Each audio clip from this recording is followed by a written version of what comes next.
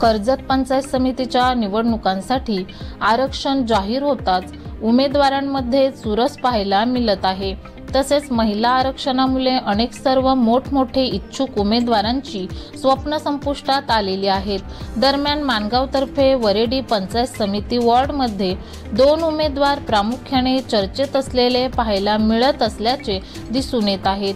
माणगाव पंचायत समिती सर्वसाधारण आरक्षण असून कर्जत पंचायत समिती सभापतीसाठी सुद्धा ओबीसी पुरुष आरक्षणाचा शिक्का पडला असून प्रामुख्याने 2 नावे समोर येत असून ही दोन्ही नावे एकाच पक्षातील कार्यकर्त्यांची असल्यामुळे राजकीय वर्तुळात चर्चांना उधाण आले आहे।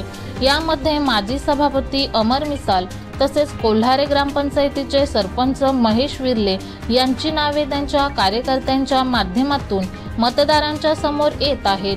दरम्यान ही दोन्ही कार्यकर्ते शिवसेना शिंदे गटाचे आहेत। तसेच आमदार महेंद्र थोरवे यांचे निकटवर्ती असून पंचायत समितीची उमेदवारी कोणाच्या पदरी पडते हे पाहणे आता तितकेच गरजेचे आहे।